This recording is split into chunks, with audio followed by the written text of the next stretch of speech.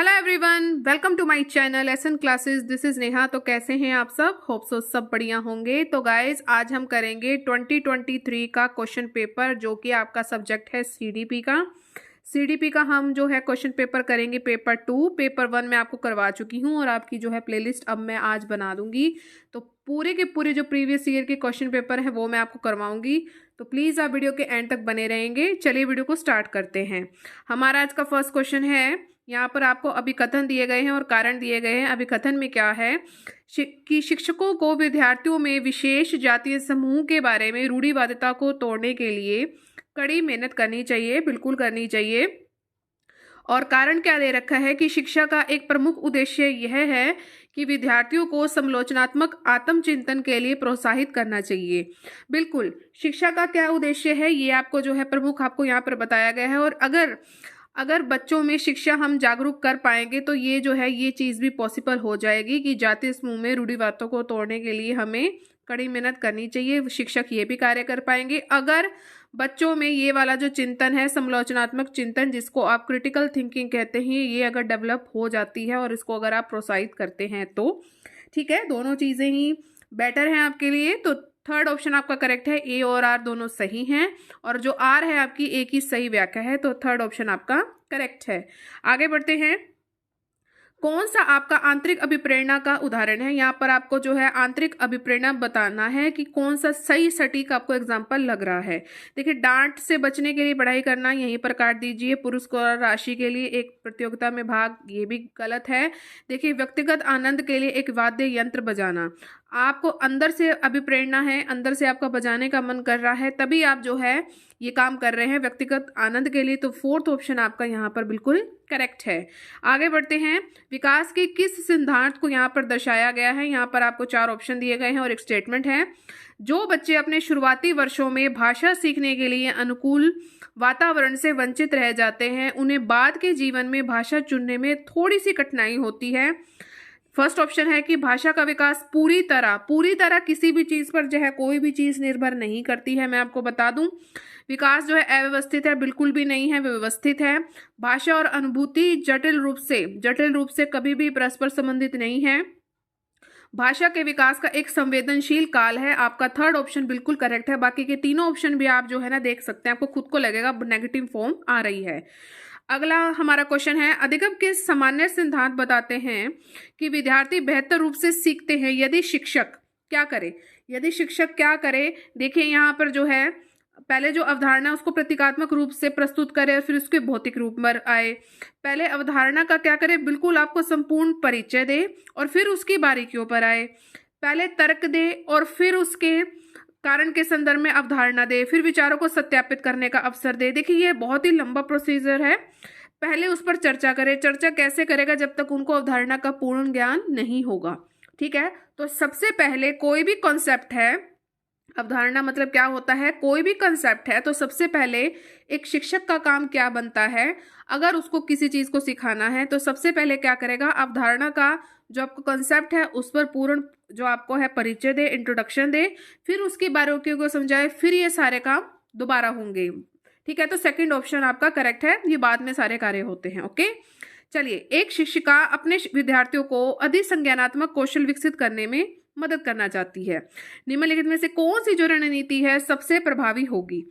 करने के लिए ग्रेड दे, प्रतिपुष्टि दे, नहीं, ऐसा बिल्कुल भी नहीं करना। बच्चे के साथ आपने याद करने के लिए याद तो करवाना नहीं है, सभी सीखने निर्देश देते रहो, नहीं।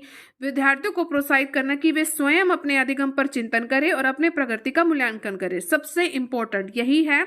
तो फोर्थ ऑप्शन आपका करेक्ट है। आगे बढ़ते हैं 6 क्वेश्चन की ओर। फिर से कथन आ गया है, शिक्षकों को संकल्पना को मजबूत करने के लिए विद्यार्थियों को अपने स्वयं के संकल्पना के उदाहरणों और गैर उदाहरणों की पहचान करने के लिए कहना चाहिए। कारण दिया गया है कि उदाहरणों के बारे में सोचने से संकल्पना को मजबूत किया जाता है, जबकि गैर उदाहरण अगर विद्यार्थियों को क्या करते हैं, भ्रमित करते हैं। तो क्या लगता है आपको? इसमें आपका जो फर्स्ट ऑप्शन है वो बिल्कुल करेक्ट है कि ए जो अभी कथन आपको बिल्कुल करेक्ट है कि अगर आपने अपनी जो है संकल्पना है उनको आपको मजबूत करना है कि दोनों के दोनों आपको उदाहरण भी देने हैं और गैर उदाहरण भी देने हैं, ये पहचान हमें जरूर करवानी है। ऐसा नहीं है कि जो गैर उदाहरण होते हैं वो विद्यार्थियों को भ्रमित करते हैं, नॉन एग्जाम्पल्स होते हैं वो बिल्कुल भी भ्रमित नहीं करते हैं। तो फर्स्ट ऑप्शन करेक्ट है, जिसमें ए सही और आर गलत है। माध्यमिक कक्षाओं में अधिगम के लिए एक अनुकूल कक्षा का वातावरण डैश पर केंद्रित होता है। यहाँ बात हो रही है माध्यमिक कक्षा की, तो यहाँ पर कोऑपरेटिव लर्निंग होती है। बिना देखे मैं कह दूंगी कि बिना तीनों को पढ़े सहकारिक अधिगम होता है जब आप माध्यमिक कक्षा में चले जाते हैं। तो फोर्थ ऑप्शन आपका यहाँ पर करेक्ट है। जटिल समस्याओं से जूझ रहे अमन के समस्या समाधान कौशल विकसित करने में एक शिक्षक किस प्रकार मदद कर सकता है। जटिल समस्या है, ध्यान से पढ़िए, उसे मंथन करने दें, ब्रेनस्टॉर्मिंग करने दें, ठीक है, और विचार उत्पन्न करने के लिए प्रोत्साहित करें। ब्रेनस्टॉर्मिंग जहां भी आ जाए करेक्ट ऑप्शन रहेगा। फिर फर्स्ट ऑप्शन आपका बिल्कुल करेक्ट है। यहाँ देख सकते हैं जोखिम लेने में हतोत्साहित, देखिए नेगेटिव आ गया। उत्तर प्रदान करें, नो। फर्स्ट ऑप्शन आपका यहाँ पर बिल्कुल करेक्ट है। हम आगे बढ़ते हैं 9th क्वेश्चन की ओर। बोध आधारित शिक्षण का अंतर्निहित सिद्धांत यह विश्वास है कि ऐसा क्या है, इसमें विश्वास ऐसा करने के लिए आपको क्या करना है कि क्या सिद्धांत क्या दर्शा रहा है, आपको ये सुविधाजनक आपको वातावरण देना है, क्या कर सके एक शिक्षार्थी जो आपका टीचर है वो ज्ञान का निर्माण कर सके। यहाँ देखिए बाकी के भी मैं आपको ऑप्शन जरूर पढ़ाऊंगी, ऐसा नहीं है। देखिए पूरा नहीं किया जा सकता, आप कोई भी काम कर रहे हैं ध्यान केंद्रित किए बिना पूरा नहीं किया जा सकता। लास्ट की लाइन ही पढ़ लीजिए, आपको पता चल जाएगा। तथ्यों का प्रसारण शामिल है, शिक्षार्थी कम जानते हैं, नहीं ऐसा कुछ नहीं है, शिक्षार्थी पूरा जानते हैं। निष्क्रिय तो करना ही नहीं है। तो सेकंड ऑप्शन आपका यहाँ पर बिल्कुल करेक्ट है। आगे बढ़ते हैं। वैध विद्यार्थी जो पठन वैकल्य से जूझ रहा है को पढ़ना सिखाया जा सकता है। डिस्ग्राफिया जो होता है ना, तो उस तरह किस बच्चे को सिखाया जा सकता है, उसको क्या करेंगे हम, प्रणाली से ध्वन्यात्मक प्रशिक्षण के माध्यम से हम बच्चे को पढ़ना सिखा सकते हैं। अब कई विष्करणों से कितने विष्करण ला लेंगे या विकर्षण ला लेंगे, कितनी कितनी चीज के आप मल्टीपल एक्शन ले आएंगे। और सुधारात्मक पठन, आपको क्या पता कि कौन सा सुधारात्मक है, उच्च ग्रेड स्तर, ये तो बात की बात होती है। तो थर्ड ऑप्शन आपका बिल्कुल करेक्ट है। आगे बढ़ते हैं। निम्नलिखित में से कौन सा समूह उन विशेषताओं का सही ढंग से उल्लेख करता है जो प्रतिभाशाली विद्यार्थियों और कक्षा में अन्य विद्यार्थियों के बीच आमतौर पर भिन्न होते हैं। यहाँ पर आपको 4 ऑप्शन दिए गए हैं। समझ की अग्रवर्ती गहनता, ठीक है, ये ऑप्शन है आपका। और सीखने की तेज गति, समझ के लिए दूसरों पर अधिक निर्भरता, ये आपके जो है प्रतिभाशाली विद्यार्थी की गुणवत्ता नहीं है। और शारीरिक विकास की तेज जो वृद्धि होती है, ठीक है, तो ये भी है जो आपको ऑप्शन दिया गया है। देखिए ऐसा कुछ नहीं कि जो प्रतिभाशाली आपका विद्यार्थी होगा उसकी गति ज्यादा जल्दी होगी और जो एवरेज स्टूडेंट होगा उसकी कम होगी, नो। थर्ड ऑप्शन आपका इसमें करेक्ट है, ए और बी। आगे बढ़ते हैं। स्वर्ण बाधिता के संदर्भ में निम्नलिखित में से कौन सा कथन आपका बिल्कुल सही है। यहाँ पर स्वर्ण बाधिता का आपको बताना है, ठीक है। स्वर्ण बाधिता बच्चे की प्रभावी ढंग से संवाद करने की क्षमता को प्रभावित कर सकता है, बिल्कुल है। अगर किसी बच्चे को सुनाई देने में कमी हो रही है, जब तक वो ध्यान से सुन ही नहीं दे पा रहा तो संवाद वो बातचीत कैसे करेगा, ठीक है। तो फर्स्ट ऑप्शन ही आपका इसमें करेक्ट है, बाकी क्या पढ़ लीजिए। आगे बढ़ते हैं। समावेशन के संदर्भ में पाठ्यचर्या सीखने की अपेक्षाएं डैश में समान है जबकि डैश में वो भिन्न होते हैं। यहाँ पर आपकी किसकी बात हो रही है, यहाँ पर बात हो रही है आपकी समावेशन की। तो समावेशन के संदर्भ में आपका पाठ्यचर्या सीखने की अपेक्षा समायोजन बिल्कुल समान होता है, पाठ्यचर्या बिल्कुल समायोजन करता है। जबकि संशोधन जब आपके सामने ऐसे कोई सिचुएशन आ जाती है जो टाइम के अकॉर्डिंग संशोधन होता है, उसमें वो भिन्नता होती है। लेकिन जब हम किसी पाठ्यचर्या को बना लेते हैं तो समायोजन उसमें एक ही प्रकार का होता है। तो थर्ड ऑप्शन आपका बिल्कुल करेक्ट है। संरचनावादी सिद्धांतकारों के अनुसार निम्नलिखित में से कौन सा कथन जो है सही नहीं होगा, ध्यान से पढ़िए, सही नहीं है। ज्ञान जो है आपका व्यक्तिपरक है, सब्जेक्टिव है। प्रभावी अधिगम सुनिश्चित करने के लिए शिक्षार्थियों को बाहरी रूप से प्रेरित करने की आवश्यकता है। ऐसा कुछ नहीं है कि जो लर्नर है उनको हमेशा ही बाहरी रूप से प्रेरित करने की आवश्यकता है। बाकी आगे भी पढ़ लेते हैं। ज्ञान जो है बहुलवादी है, बहुविध है, बिल्कुल है। शिक्षार्थी अपने सामाजिक और सांस्कृतिक संदर्भ में क्या करता है, ज्ञान की रचना करता है। तो यहाँ आपसे क्या पूछा गया है, कौन सा कथन सही नहीं है, तो सेकंड ऑप्शन आपका सही नहीं है। आगे बढ़ते हैं। एक प्रगतिशील कक्षा में जो विद्यार्थी होता है उसमें कैसा विद्यार्थी होता है। देखिए आपसे एक क्वेश्चन पूछा गया है, तो इसमें यह है, अधिक प्रश्न नहीं पूछते हैं, ऐसा नहीं है, बहुत प्रश्न पूछते हैं। शिक्षक से प्रश्न पूछते हैं, बिल्कुल। एक दूसरे से प्रश्न पूछते हैं, बिल्कुल। स्वयं से भी प्रश्न पूछते हैं, बिल्कुल। तो सेकंड ऑप्शन आपका बिल्कुल करेक्ट है। बुद्धि के संदर्भ में निम्नलिखित में से कौन सा जो दृष्टिकोण है शिक्षार्थियों के बीच विविधता के सम्मानपूर्वक विचार का जो है समर्थन करता है। यहाँ पर आपकी बात आ रही है विविधता की, ठीक है, तो ये आपका जो है क्वेश्चन है। तो इसमें जब विविधता आ गई है तो आप समझ सकते हैं कि तरह तरह की आपको बुद्धियों का यूज होगा। तो हार्वर्ड गार्डनर ने दिया था, तो क्या होगा कि जो बुद्धि होती है वो बहुआयामी होती है और समय के साथ साथ बदल सकती है। विविधता का कनेक्शन आप बहुआयामी से कर सकते हैं। बाकी के जो ऑप्शन है वो भी आप अपनी स्क्रीन पर पढ़ सकते हैं। आगे बढ़ते हैं। पुल्लिंग या स्त्रीलिंग होने से जुड़ी अपेक्षाओं को डैश कहा जाता है और इन्हें डैश सीखा जाता है। इंपॉर्टेंट क्वेश्चन है और ये बार बार आता भी है। देखिए, जो पुल्लिंग और स्त्रीलिंग है, ठीक है, तो ये क्या है, ये आपकी जो है जेंडर भूमिकाएं हैं। ये पुल्लिंग है, स्त्रीलिंग है, ये आपकी जेंडर भूमिकाएं हैं। इन्हें बाल्यावस्था की सभी अवस्थाओं से लेकर अवस्था में भी इन चीजों से हम इस चीज को हम सीख सकते हैं। तो फर्स्ट ऑप्शन आपका बिल्कुल करेक्ट है। कॉलबर्ग के सिद्धांत की आलोचना कैरल गिलिगन द्वारा हुई थी। ये आप सबको पता है, अगर आपने कॉलबर्ग का नैतिक विकास का सिद्धांत बहुत अच्छे से पढ़ा है, वो किस लिए हुई थी, क्योंकि उसमें लैंगिक भिन्नताओं की उपेक्षा करने के लिए की गई थी।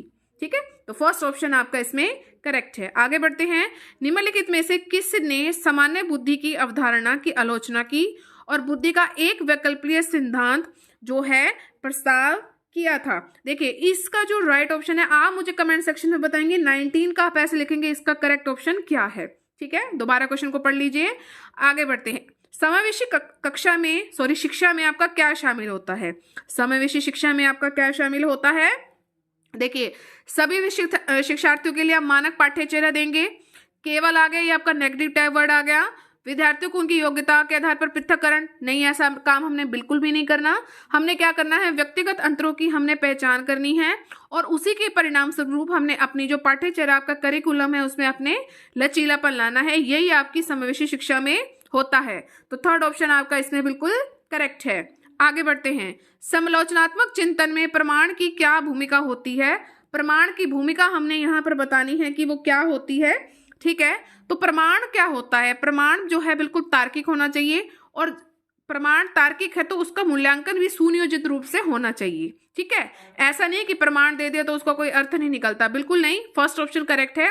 बाकी के भी आप देखिए, बिना विश्लेषण के, प्रमाण को बिना विश्लेषण के कैसे प्रस्तुत कर सकते हैं? प्रमाण की उपेक्षा कैसे कर सकते हैं? अगर आप प्रमाण दे रहे तो उपेक्षा नहीं कर सकते और अप्रासंगिक तो होना ही नहीं चाहिए। ठीक है, तो फर्स्ट ऑप्शन करेक्ट है। आगे बढ़ते हैं हम। कौन सा प्रश्न बच्चों के समालोचनात्मक व रचनात्मक चिंतन को बढ़ावा देता है? यहाँ पर आपको 4 ऑप्शन दिए गए हैं। इसमें आपने बताना है कि बच्चों के समालोचनात्मक और रचनात्मक चिंतन में ये 4 ऑप्शन में से कौन सा बढ़ावा इस चीज को दे रहा है। ठीक है, पानी के बचाव के लिए सबसे अच्छा तरीका कौन सा हो सकता है? क्यों? आपके देश में कुल कितने राज्य और कितनी राजधानी? ये तो देखो रट्टा है, ये तो सबको पता है। आपके देश का क्या नाम है बता देगा और उसकी भौगोलिक स्थिति भी बता देगा। आपके शहर में पानी कहाँ से आता है वो भी बता देगा। लेकिन फर्स्ट ऑप्शन आपका करेक्ट है, क्योंकि इसमें बचाव के लिए सबसे अच्छा तरीका कौन सा हो सकता है और क्यों क्वेश्चन पूछा गया ना, तो इसमें आपको क्रिएटिविटी दिखेगी। तो फर्स्ट ऑप्शन आपका यहाँ पर करेक्ट है। आगे बढ़ते हैं। यहाँ पर आपको अभिकथन दिया गया है कि बच्चों में संज्ञानात्मक विकास पर भाषा के प्रभाव पर जीन पियाजे और लेव विगोत्स्की के दृष्टिकोण में भिन्नता है। ठीक है, तो ये आपका क्वेश्चन है। और खोज अधिगम में शिक्षक अवसर जो है प्रदान करता है और विद्यार्थी स्वयं जानकारी जो उन्मुख होते हैं, जानकारी प्राप्त करने के लिए क्या होते हैं, उन्मुख होते हैं। देखिए, ये दोनों जो कथन है बिल्कुल करेक्ट है। यहाँ पर जो है आपके वाइगोस्की हैं और पियाजे का जो है बिल्कुल भाषा के ऊपर जो प्रभाव है उन्होंने अलग अलग बताया। शॉर्ट्स में मैं आपको बताऊंगी 2-3 दिन बाद, अच्छे से आपको करवाऊंगी। लास्ट रिवीजन बहुत बढ़िया होगी। मेरे चैनल को सब्सक्राइब कर लो। हाँ, अब ये कहा गया कि जो खोज है ना वो शिक्षक को अवसर प्रदान करता है। शिक्षक अवसर प्रदान करता है खोज करने में और इससे नई नई जानकारियां निकलती है, बिल्कुल है। लेकिन ये दोनों करेक्ट तो हैं, लेकिन जो आर है आपका रीजन है वो एक ही सही व्याख्या नहीं कर पा रहा है। तो फोर्थ ऑप्शन आपका यहाँ पर करेक्ट है। आगे बढ़ते हैं। फिर से कथन आ गया, बच्चों के बीच विकासात्मक दरों में काफी भिन्नताएं जो है मौजूद होती हैं। ठीक है, तो ये आपका जो है क्वेश्चन है, अभिकथन है। कारण दे रखा है विकासात्मक अंतर और आनुवंशिक और अनुभवात्मक विविधताओं की जटिल अंतर्क्रिया का एक अनिवार्य क्या होता है, परिणाम है। बिल्कुल है, परिणाम है इसमें। देखिए, यहाँ पर दोनों ही करेक्ट है। विकासात्मक जो आपकी दर होती है उसमें काफी आपको विभिन्नताएं जो है देखने को मिलती हैं, बिल्कुल है। लेकिन जो आपका रीजन है वो एक ही सही व्याख्या नहीं करता, ये आपके दोनों अलग अलग चीजें हैं। तो थर्ड ऑप्शन आपका इसमें करेक्ट है। आगे बढ़ते हैं। भाई बहन के रिश्तों जो है इसमें आपको 4 जो है स्टेटमेंट दी गई है कि जो भाई बहन के रिश्ते होते हैं वो माता पिता और साथियों के साथ संबंधों से भिन्न होते हैं और बाल्यावस्था में सामाजिकरण में क्या करते हैं, महत्वपूर्ण भूमिका निभाते हैं। ठीक है, तो ये आपके बारे में बताया गया। तो देखिए ये आपका बिल्कुल ही राइट ऑप्शन है। 25 का जो फर्स्ट ऑप्शन आपका बिल्कुल करेक्ट है कि देखिए जो रिश्ते होते हैं, भाई बहन के रिश्ते होते हैं, वो आपके बाल्यावस्था में बहुत ही इंपॉर्टेंट रोल प्ले करते हैं। देखिए केवल आगे नेगेटिव वर्ड है, कोई भूमिका नहीं है, नेगेटिव है। और ठीक है, तो ये आपका फर्स्ट ऑप्शन आपका बिल्कुल करेक्ट है। महारत जिसको निपुणता कहते हैं, लक्ष्य और प्रदर्शन लक्ष्य में आपका क्या मतलब क्या अंतर है? निपुणता और आपका प्रदर्शन लक्ष्य में आपका क्या अंतर है, ये आपसे पूछा गया है। देखिए जो महारत होती है आप उसमें बिल्कुल सक्षम होते हैं, निपुण होते हैं। जो महारत होती है वो लक्ष्य अपने कौशल और कार्य की समझ में सुधार करने पर केंद्रित होते हैं। अगर आप किसी चीज में महारत हासिल कर लेते हैं तो कार्य की समझ होती है और आप टाइम टू टाइम उसमें सुधार करने पर केंद्रित होते हैं। जबकि प्रदर्शन जो होता है, प्रदर्शन अगर आपने अपने मान लीजिए अपने स्कूल में करना है तो किस लिए करते हैं? आप उस चीज के लिए करते हैं, उच्च ग्रेड प्राप्त करने के लिए या बाहरी पुरस्कार करने के लिए करते हैं। ठीक है, तो फोर्थ ऑप्शन आपका बिल्कुल करेक्ट है। आगे बढ़ते हैं। कौन सी पियाजे के संज्ञानात्मक विकास के सिद्धांत की यहाँ पर आपको सीमा बतानी है? 4 ऑप्शन दिए गए हैं यहाँ पर। देखिए वह संज्ञानात्मक विकास पर संस्कृति और सामाजिक कारकों के प्रभाव में ध्यान जो है में नहीं रखता है। ठीक है, ये इन जो आपके पियाजे के संज्ञानात्मक विकास है उसकी एक जो है सीमा कह सकते हैं। देखिए भाषा की भूमिका पर अधिक जो है बल दिया है, जैविक कारकों की भूमिका को ध्यान में नहीं रखता, नहीं। थर्ड ऑप्शन आपका करेक्ट है। ठीक है, आगे बढ़ते हैं हम। पियाजे के अनुसार, देखिए फिर से पियाजे आ गया है, पियाजे जरूर करके जाइएगा। पियाजे के अनुसार गुणात्मक रूप से 4 विभिन्न अवस्थाएं आपकी कौन सी है? तो पियाजे के अनुसार जो गुणात्मक रूप से 4 विभिन्न अवस्थाएं जो हैं आपकी क्या है? बच्चों के विकास के सार्वभौमिक, बिल्कुल एक के बाद जितनी आपने इसकी 4 अवस्थाएं पढ़ी होंगी एक के बाद एक ही आती है। ऐसा नहीं है कि पहले इंद्रिय नहीं आती, पहले तो मूर्ति आ जाती है, नहीं। सार्वभौमिक जो उसके पैटर्न दिए गए हैं बिल्कुल तथ्य हैं, मतलब बिल्कुल यूनिवर्सल है वो और प्रतिनिधित्व करती है, बिल्कुल करती है। थर्ड ऑप्शन करेक्ट है। वाइगोस्की का मानना था कि जो विकास है, उसने क्या माना था विकास को? विकास जो है सीधे सामाजिक संपर्क के परिणाम से होता है। वाइगोस्की का सामाजिक सांस्कृतिक अधिगम। ठीक है, तो थर्ड ऑप्शन आपका करेक्ट है। हमारा आज का लास्ट क्वेश्चन है। यहाँ पर आपको कथन दिया गया है और कारण दिया गया है कि प्रत्येक वर्ष जो लता है जो कि कक्षा यहाँ पे 7वीं की शिक्षिका है, उनके क्षेत्रों में करियर पर चर्चा करने के लिए एक महिला गणित प्रोफेसर आर एक पुरुष नर्स को अपनी कक्षा में आमंत्रित करता है।